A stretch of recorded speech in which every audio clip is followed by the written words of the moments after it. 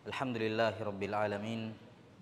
Wassalatu wassalamu ala asyrafil anbiya'i wal mursalin Nabiyyina Muhammadin wa ala alihi wa sahbihi ajma'in.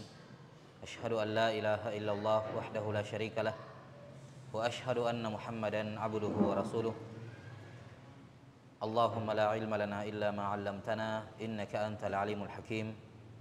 Allahumma faqihna fi dinik wa 'allimna ma yanfa'una warzuqna al-ikhlasa fil qawli wal 'amal wa zidna ilman wa 'amalan wa fiqhan fid din ya arhamar rahimin.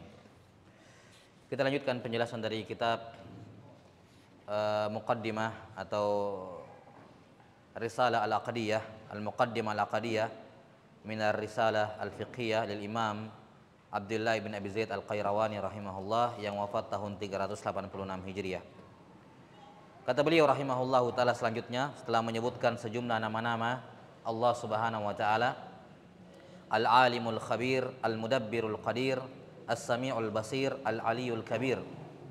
Ini nama-nama Allah Subhanahu wa taala di mana setiap nama-nama Allah Subhanahu wa taala mengandung sifat di dalamnya.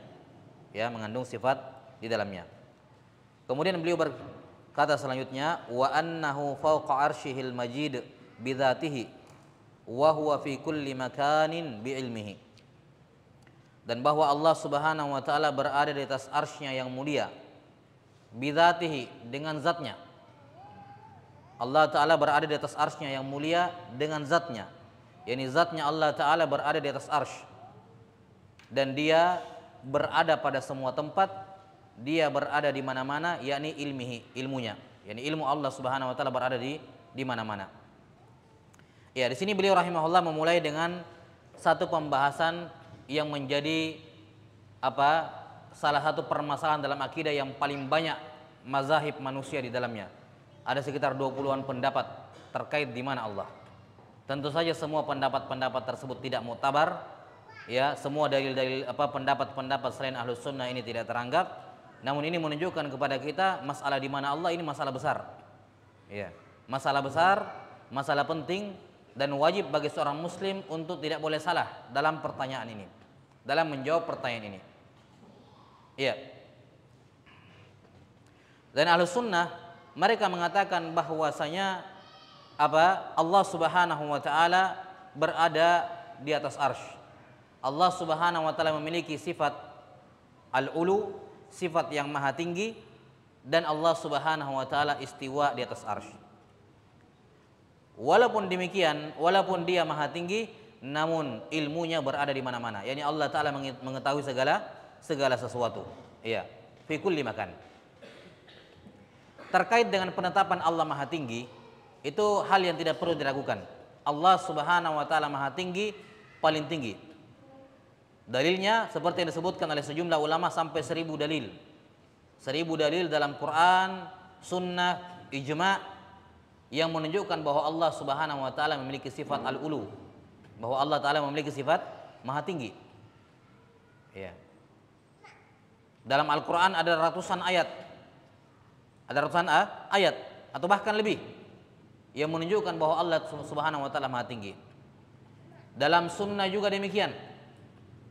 Dalam hadis lengkap ada hadis sunnah qauliyah, sabda Nabi sallallahu alaihi wasallam.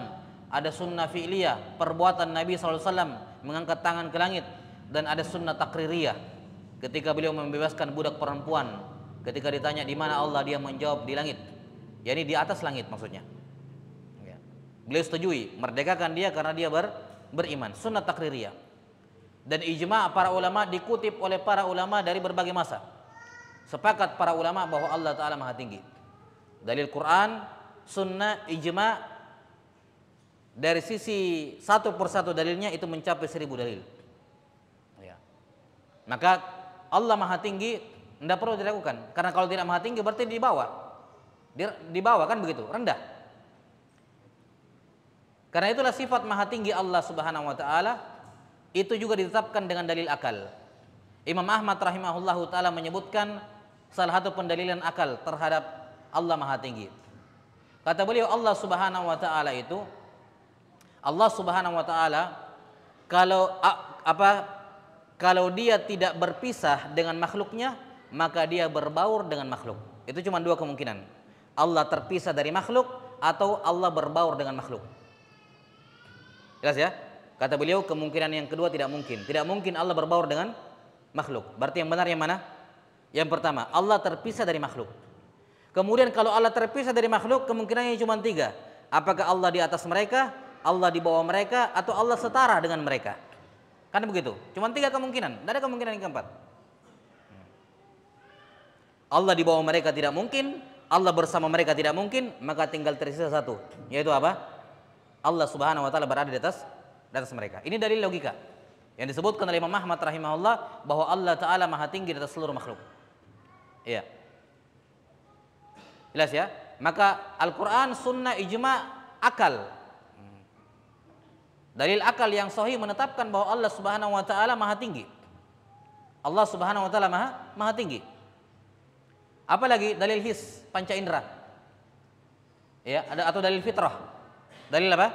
Dalil fitrah. Orang kalau berdoa, mau orang agama apapun, kalau dia berdoa kepada, walaupun ya dia bilang ini Tuhan saya, dia berdoa kepada Tuhannya, dia akan merasakan apa? Dia akan mencari Tuhannya ke atas. Hatinya itu akan mengarah ke atas. Ya. Ini dalil fitrah. Ini apa dalil? Dalil fitrah yang menunjukkan bahwa Allah sudah memfitrahkan manusia di dalam hati mereka untuk menetapkan bahwa Allah Subhanahu wa taala berada di atas. Yakni di atas langit. Nah, ini sifat ulu, dan pemaparan dalil-dalilnya saya kira makan waktu yang panjang ya. Insyaallah taala bisa didapatkan di tempat-tempat lain, dan saya kira dalil-dalil tentang masalah itu ma'ruf. Ya. Intinya ucapan para ulama ketika mereka mengatakan dalil Quran, sunnah, ijma bahwa Allah Maha tinggi, punya 1000 dalil, itu bisa dipertanggungjawabkan. Bukan hiperbolik, sekedar membesar-besarkan padahal tidak sampai 1000. Betul-betul 1000. Ya, bisa dihitung. Taib. Kemudian hal yang berikutnya yang betul diketahui bahwa sifat uluwullah itu sifat dzatiyah. Ya. Karena sifat Allah Subhanahu wa taala terbagi menjadi dua. Sifat-sifat Allah taala terbagi menjadi dua. Yang pertama ada sifat dzatiyah dan yang kedua ada sifat fi'liyah.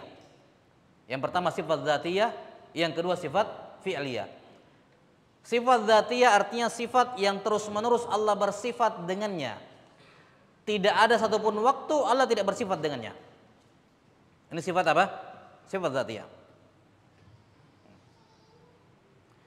Sementara sifat fi'liyah adalah sifat yang terkait dengan ikhtiar, terkait dengan pilihan Allah, terkait dengan kehendak Allah. Di mana sifat fi'liyah ini Allah hanya bersifat dengannya kalau dia mau. Tidak setiap saat Allah bersifat dengannya. Tidak setiap saat Allah bersifat dengannya. Ini namanya sifat fi'liyah. Terkait dengan iradah, kehendak Allah Ta'ala. Allah hanya bersifat dengannya kalau Allah mau. Kalau tidak, Allah tidak bersifat dengannya. Sementara sifat dzatiyah, sifat yang terus-menerus Allah bersifat dengannya. Dengan catatan penting, baik sifat dzatiyah maupun sifat fi'liyah dari dahulu sudah ada. Ya, mengikuti zatnya Allah. Sebagaimana zatnya Allah dari dahulu tidak ada awalnya, maka sifat Allah Ta'ala zatiyah maupun fi'liyah sudah ada dari dahulu, tidak ada awalnya. Cuman bedanya, kalau sifat fi'liyah Allah Ta'ala hanya bersifat dengannya ketika dia kehendaki. Hanya ketika dia apa? Menghendaki. Sementara sifat zatiyah Allah terus menerus bersifat dengannya. Contoh sifat rahmat. Sifat rahmah ini sifat zatiyah, tidak pernah Allah tidak merahmati. Tidak pernah Allah tidak merahmati. Itu sifat apa? Dzatiyah. Sifat fi'liyah contohnya ghadab, marah. Apakah setiap saat Allah marah? Tidak. Allah hanya marah ketika ada yang melakukan hal yang membuat Allah marah, ya kan? Kepada siapa yang Allah kehendaki, pada perbuatan tertentu yang Allah marah terhadap orang yang melakukan perbuatan tersebut. Tapi tidak setiap saat Allah marah, enggak. Yang setiap saat itu rahmat, Allah merahmati. Allah merahmati. Jelas sampai sini ya? Ini sifat dzatiyah. Apa lagi contoh sifat dzatiyah? Mendengar, melihat setiap saat, dari dulu tidak ada awalnya, setiap saat. Tidak pernah Allah tidak mendengar, tidak pernah Allah tidak melihat. Itu namanya sifat dzatiyah. Sifat fi'liyah contohnya masalan apa? Melaknat. Wa la'anahum. Allah melaknat mereka. Ini sifat fi'liyah. Tidak setiap saat, tidak terus-menerus Allah melaknat. Allah melaknat ketika ada apa? Makhluk yang layak untuk dilaknat. Ya. Atau sifat apa namanya? Nuzul. Allah Subhanahu wa taala mendekat kepada para hamba di Arafah ketika wukuf. Ya. Hanya ketika wukuf toh. Tidak setiap saat, enggak. Jelas ya? Atau turun ke langit dunia pada sepertiga malam terakhir. Hanya pada sepertiga malam terakhir toh, tidak setiap saat. Nah, ini namanya sifat fi'liyah yang Allah bersifat dengannya ketika Allah kehendaki. Taib. Sifat ulu itu sifat zatiyah. Sifat ulu sifat zatiyah. Dari dahulu Allah Maha tinggi, tidak pernah Allah tidak tinggi. Dari dahulu, dari dulu tidak ada awalnya, Allah senantiasa Maha tinggi terus menerus. Tidak pernah Allah tidak tinggi. Gitu. Ya. Dan maksud tinggi di sini, ingat kemarin Asmaul Husna definisinya apa? Yang mencapai puncak kesempurnaan, yakni al-a'la, sabbih isma rabbikal a'la, yakni yang memiliki sifat ketinggian dengan ketinggian yang mencapai puncak kesempurnaan.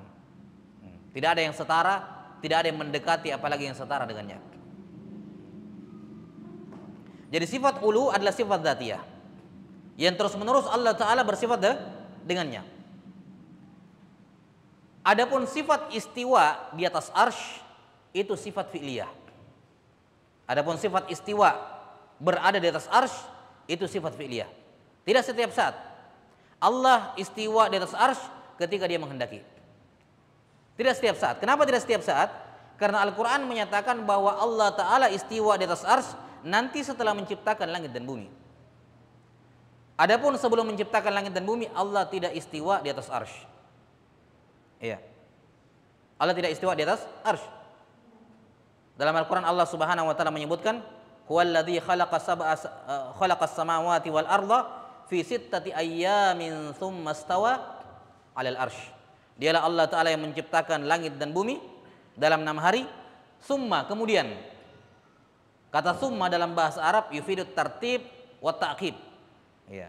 Menunjukkan urutan dan ada jeda. Summa. Jadi Allah Ta'ala menciptakan langit dan bumi dalam 6 hari. Kemudian Allah istiwa di atas arsy. Jelas ya? Ini menunjukkan urutan. Bahwa istiwa di atas arsy nanti terjadi setelah apa? Setelah Allah menciptakan langit dan bumi. Sebelum Allah menciptakan langit dan bumi, apakah Allah istiwa di atas arsy? Jawabannya tidak.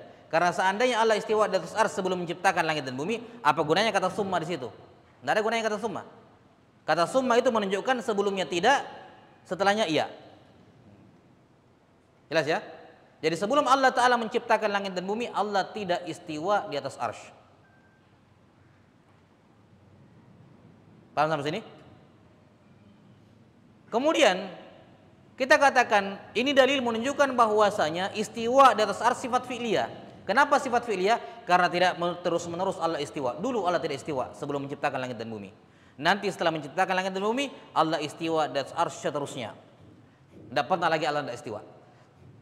Ya, tapi dulu sebelum menciptakan langit dan bumi, Allah tidak istiwa, menunjukkan ini sifat fi'liyah, bukan sifat yang terus ada pada diri Allah Ta'ala. Nah, sekarang kalau ada yang bertanya, kalau sebelum menciptakan langit dan bumi Allah tidak istiwa, apakah Allah tidak tinggi? Kita katakan Allah tetap maha tinggi. Kenapa? Karena dia punya sifat dzatiyah, yaitu apa? Al-ulu. Makanya dibedakan antara sifat ulu dengan sifat apa? Istiwa. Sifat ulu itu terus menerus ada pada Allah, tidak pernah hilang dari Allah. Allah selalu maha tinggi. Mau istiwa, mau tidak istiwa, Allah tetap maha tinggi. Tidak ada urusannya sama arsy. Sebelum Allah menciptakan arsy, Allah sudah tinggi. Maka jangan sampai ada seorang muslim memahami Allah itu maha tinggi gara-gara istiwa dan arsy. Oh enggak. Kalau begitu ketinggiannya Allah ditentukan oleh makhluk, dibantu oleh namanya arsy. Enggak. Ada arsy, tidak ada arsy, Allah maha tinggi. Enggak ada urusan sama arsy. Tapi untuk memuliakan arsy, setelah menciptakan langit dan bumi, Allah istiwa di atasnya. Sama seperti kita sebutkan kemarin masalah malaikat. Enggak ada urusan malaikat Jibril, malaikat Mikail, Israfil. Allah bisa kerjakan semuanya sendirian tanpa butuh bantuan malaikat. Tapi untuk menghormati para malaikat dikasih tugas-tugas. Maka tanpa arsy sekalipun Allah maha tinggi, tidak ada urusan sama arsy. Tidak boleh seorang mengatakan bahwa Allah, kenapa Allah maha tinggi? Karena dia diistiwa di atas arsy. Oh tidak. Tidak ada urusannya sama arsy. Jelas ya? Maka Allah Subhanahu wa taala fi dzatihi, dirinya sendiri sudah maha tinggi, tidak ada hubungan dengan arsy. Tapi untuk memuliakan arsy, Allah kemudian istiwa di atasnya. Jelas sampai sini? Karena itulah para ulama mengatakan bahwa sifat dzatiyah atau sifat ulu, sifat dzatiyah, sementara sifat istiwa alal arsy sifat fi'liyah. Sifat fi'liyah. Nah,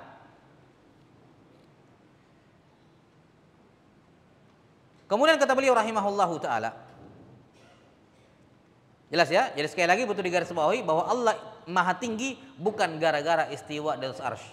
Karena arsy itu makhluk, belakangan dicipta. Ya, arsy itu makhluk, dicipta juga oleh Allah. Kalau begitu sebelum arsy dicipta, masa Allah tidak maha tinggi? Kan begitu. Ya. Allah Ta'ala tetap maha tinggi walaupun tidak ada arsy. Tapi untuk memuliakan arsy, Allah kemudian istiwa di atasnya setelah menciptakan langit dan bumi, tidak sebelumnya.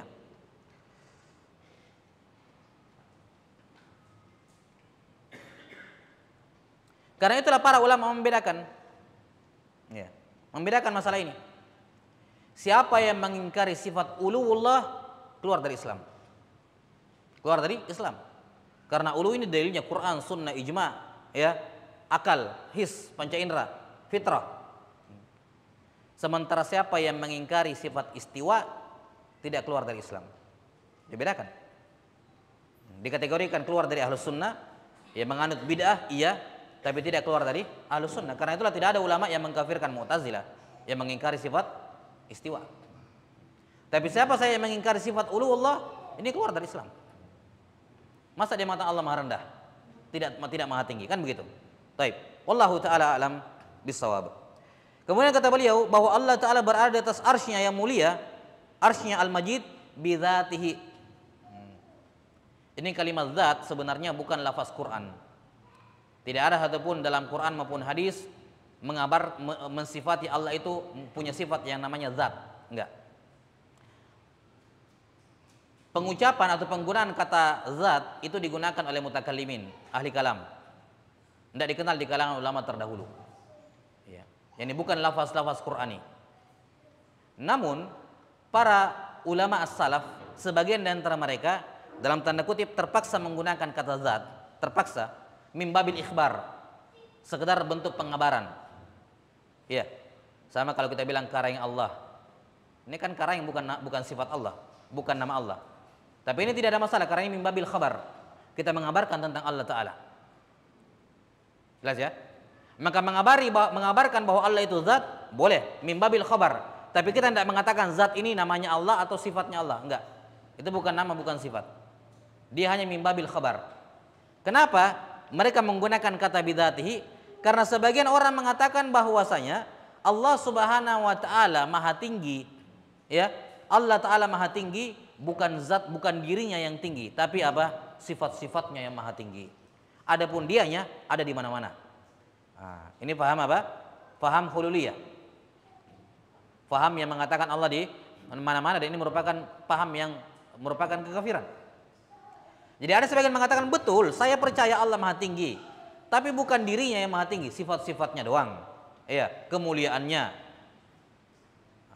Maka para ulama menggunakan kata bidzatihi dalam tanda kutip meminjam istilah mereka supaya mereka paham bahwa apa? Allah Ta'ala istiwa, dirinya Allah yang istiwa, bukan ilmunya. Ilmunya Allah, bukan apa namanya, sifat-sifatnya Allah, enggak. Dirinya memang Allah yang istiwa.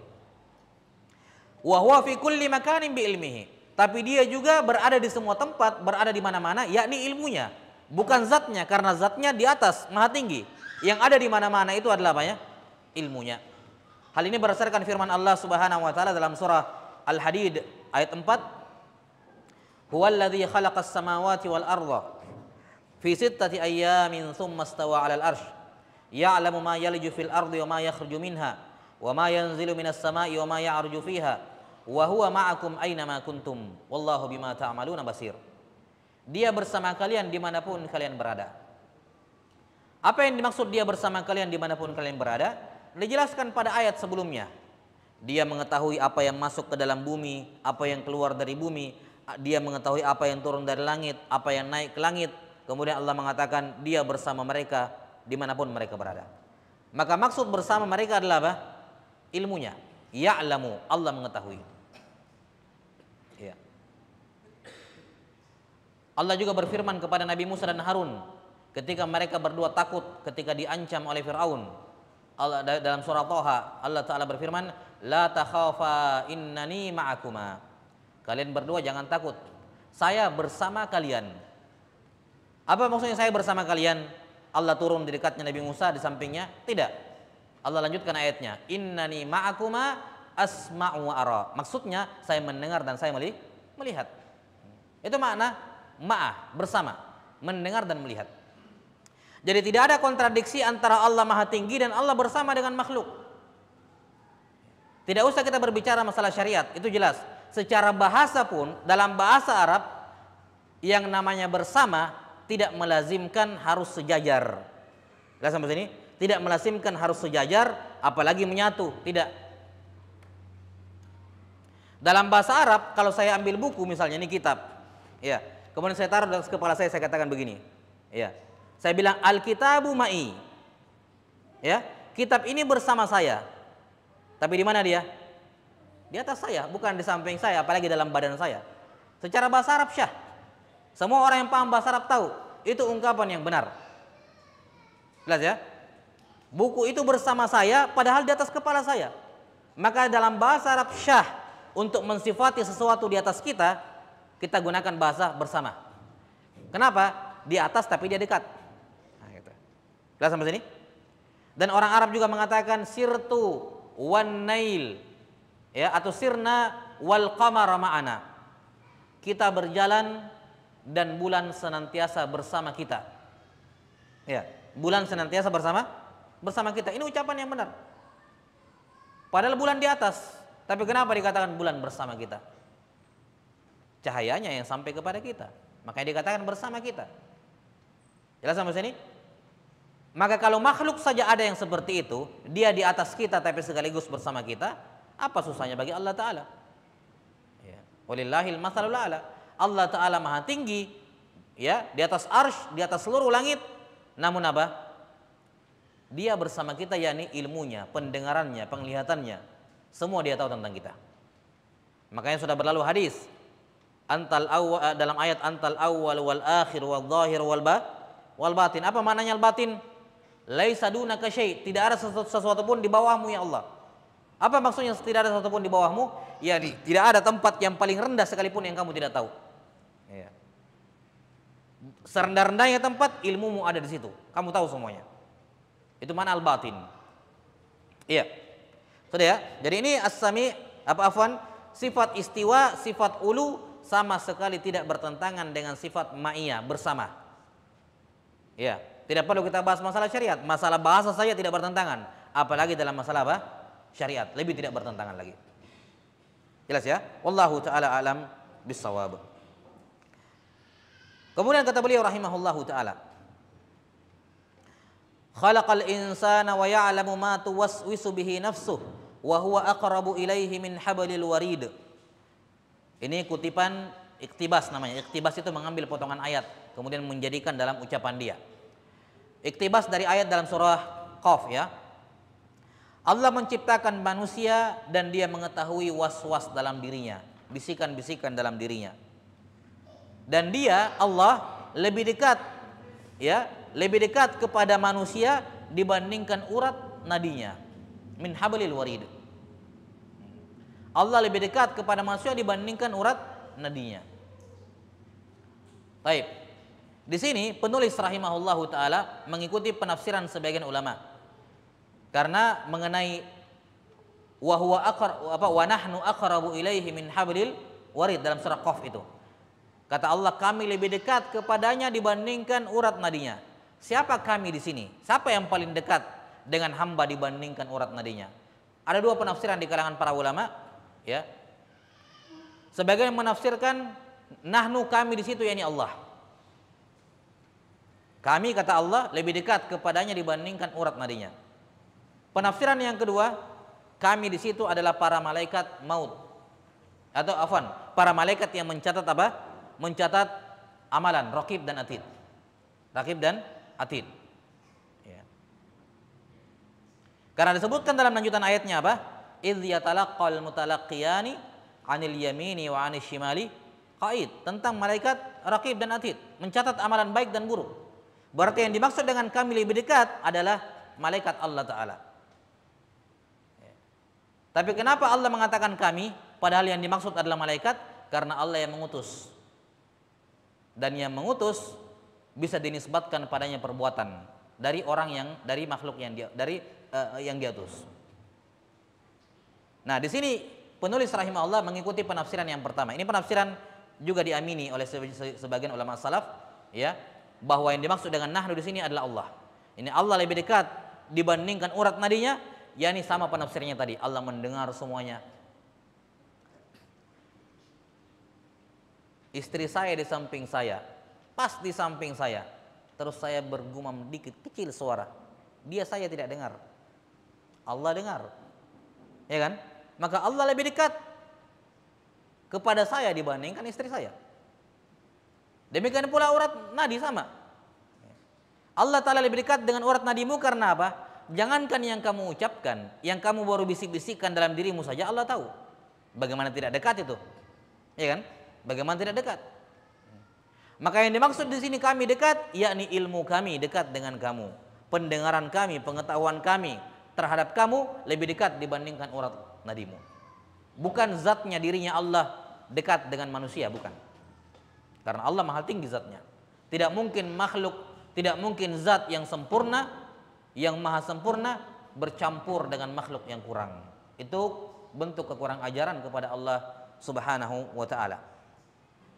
Sementara penafsiran yang kedua yang mengatakan ayat ini bukan berbicara tentang Allah, tapi yang dimaksud dekat di sini adalah siapa?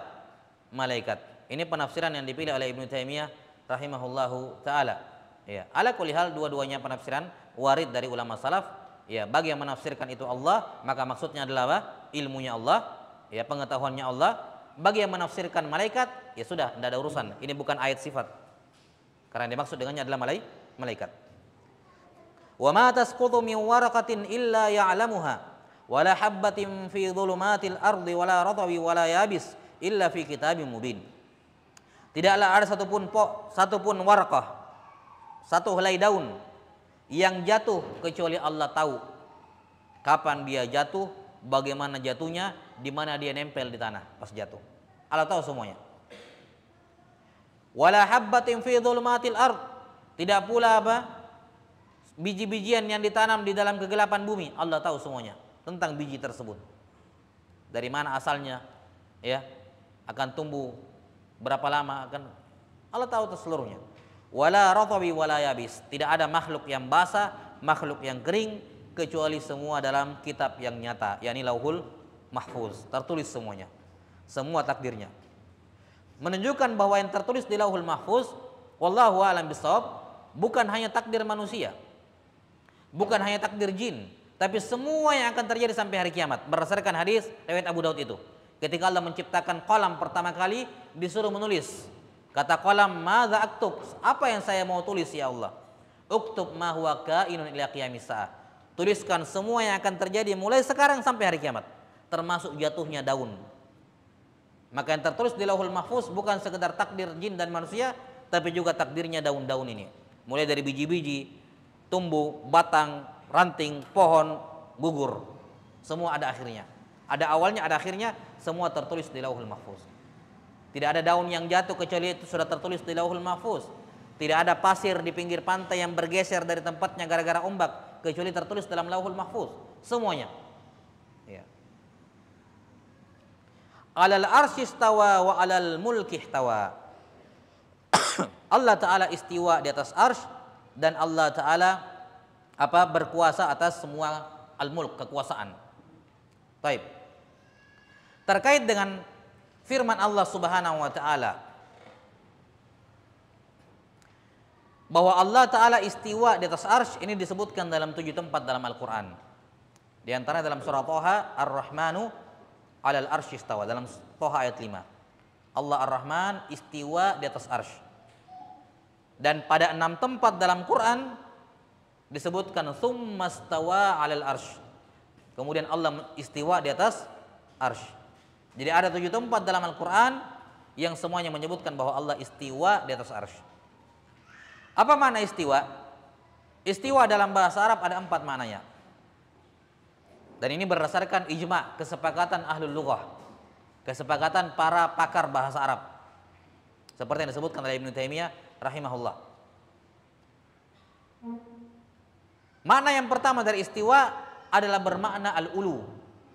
Bermakna al-ulu. Tinggi, ulu. Makna yang kedua bermakna apa? Irtifa. Irtifa juga sama, di atas. Tinggi di atas. Yang ketiga bermakna istaqarra, istiqrar, bermakna istiqrar. Dan yang keempat bermakna as-su'ud, bermakna as-su'ud. Ini 4 kata terjemahan bahasa Indonesianya, karena bahasa Indonesia kan kurang katanya, ya, kata-kata bahasa Indonesia itu kurang, ya.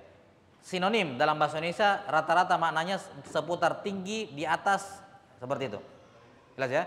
Jadi al-ulu, irtifa, istiqrar, dan apa?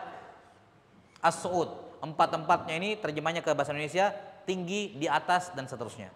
Jadi ketika dikatakan Allah istiwa di atas arsy, maka maksudnya Allah tinggi di atas arsy. Itu maknanya. Enggak ada penafsiran lain. Siapa yang menafsirkan dengan selain itu, maka dia menyelisihi ijma' para ulama bahasa. Bukan bermakna istaula, menguasai, enggak. Seandainya istawa bermakna menguasai, maka Allah bukan istiwa di atas arsy, tapi Allah juga istiwa di atas pohon, karena Allah juga menguasai pohon. Ya, Allah juga istiwa di atas apa misalnya bumi pertama, karena Allah juga menguasai bumi pertama. Seandainya istiwa maknanya menguasai. Tapi ketika semua ayat-ayat dan hadis yang menyebutkan tentang istiwa selalu dikaitkan dengan arsy, itu menunjukkan ini bukan menguasai. Masa Allah hanya menguasai arsy saja? Kan begitu. Iya. Tapi makna istiwa adalah bermakna tinggi dan di atas arsy. Wallahu taala a'lam bissawab. Kemudian terkait dengan firman Allah taala, "Amintum man fis sama." Amintum man fis sama. Apakah kalian merasa aman dengan apa yang ada di atas langit? Dengan siapa yang ada di atas langit? Atau ketika budak jariyah, budak perempuan ditanya aina Allah, dia menjawab fis sama. Kata Nabi sallallahu alaihi wasallam, "I'tiqha." Merdekakan dia, fa innaha mu'minah. Apa makna fis sama di sini? Apa makna apa? Fis sama di sini. Belum ya? Mana spidol? Ada spidol?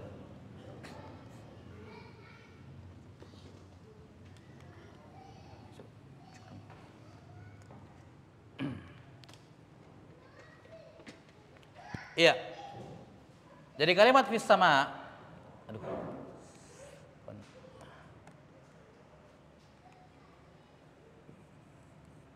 Ya. Afwan, lagi sakit tangannya.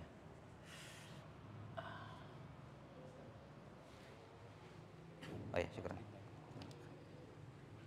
Iya. Fis sama, di sini ada 2 metode para ulama dalam menafsirkan kalimat ini, fis sama. Metode yang pertama, mereka mengartikan fi di sini kepada makna aslinya dalam bahasa Arab. Fi dalam bahasa Arab bermakna dzarfiyah, yakni diliputi, di dalam. Kalau bilang Muhammadun fil masjid, di dalam masjid, bukan di luar, bukan di atas, di dalam. Itu bermakna fi. Warna lain ini? Beda warna enggak? Satu warna? Iya. Begini ya.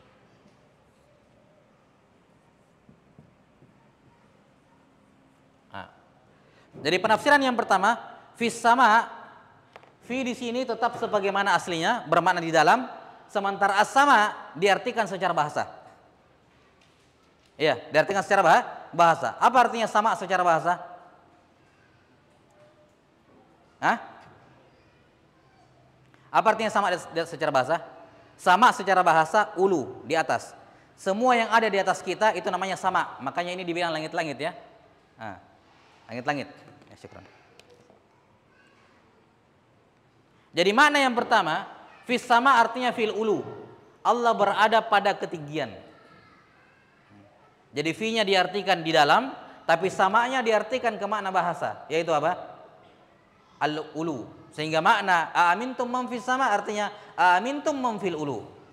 Apakah kalian merasa aman dengan siapa yang ada pada ketinggian? Yani siapa yang ada pada yang paling tinggi maksudnya? Yaitu Allah Ta'ala. Penafsiran yang kedua, fi dimaknakan ala. Di antara makna fi dalam bahasa Arab bermakna di atas. Misalnya Allah mengatakan siru fil ard. Berjalanlah fil ard. Tidak mungkin dikatakan berjalanlah di dalam bumi. Karena orang tidak mungkin berjalan dalam bumi. Jadi maksud siru fil ard, siru alal ard. Berjalanlah di atas bumi. Jadi fi ini yang dirubah menjadi ala, ini ditafsirkan ala, sementara as-sama tetap. Ya. Jadi fis sama artinya alas sama. Di atas langit. Baik? Alas sama. Pertanyaannya, langit mana yang dimaksud di sini? Langit pertama kah? Langit pertama? Bukan langit pertama, karena langit pertama ada di atasnya langit kedua. Maka bagi langit pertama, langit kedua adalah langitnya dia. Kan begitu ya? Ya. Langit ketujuh, apa yang dimaksud dengannya langit ketujuh? Hah? Di atas langit ada apa lagi? Apalah benda apa, makhluk apa yang dia langit dan tidak ada lagi di atasnya? Hah? Selama masih ada di atasnya, berarti dia bukan langit beneran, karena masih ada langitnya di atasnya, kan begitu? Apa yang paling atas? Arsh. Demikian ditafsirkan oleh para ulama. Jadi mana alas sama? Yani alal arsh, di atasnya arsh, bukan di atas langit-langit yang ini nih. Karena setiap langit-langit ketika masih ada lagi lapisan di atasnya, itu bukan langit, karena di atasnya yang langit, kan begitu? Jadi langit yang sebenarnya ketika diitlakan adalah apa? Arsh yang dimaksud di sini. Jelas sampai sini? Jadi makna amintum man fis sama yani amintum man alal arsh. Nah, karena arsh itulah langit yang sebenarnya. Karena di atas arsh tidak ada lagi apa-apa. Arsh itu adalah atap alam semesta.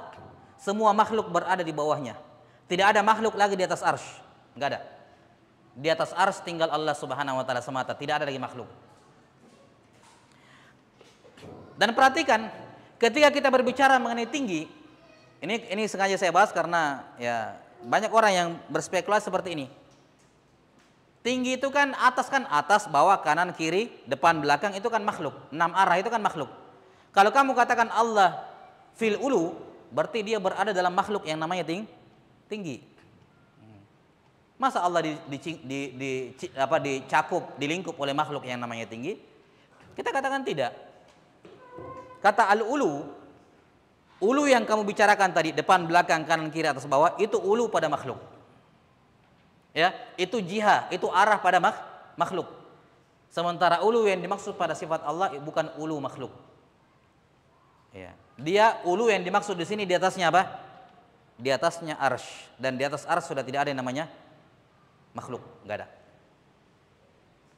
Kalau ini arsh, atap alam semesta. Jelas ya?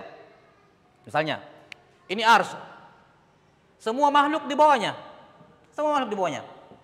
Di sinilah ada atas, bawah, kanan, kiri, depan, belakang. Ini makhluk ini arah makhluk.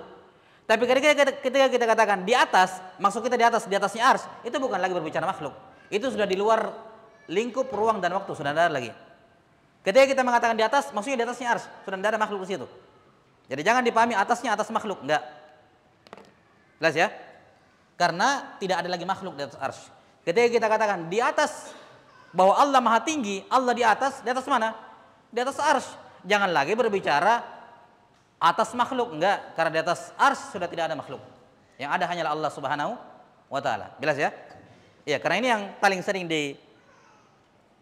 dijadikan senjata ya, dalam tanda kutip, untuk menyerang akidah ini. Mengatakan Allah di dalam langit, Allah ini. Enggak ada yang berpikiran seperti itu. Ya, enggak ada yang berpikiran seperti itu.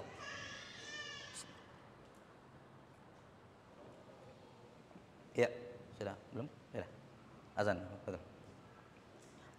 Insya Allah kita lanjutkan pada Isya. Sallallahu ala nabiyina Muhammadin wa ala alihi wa sahbihi wasallam.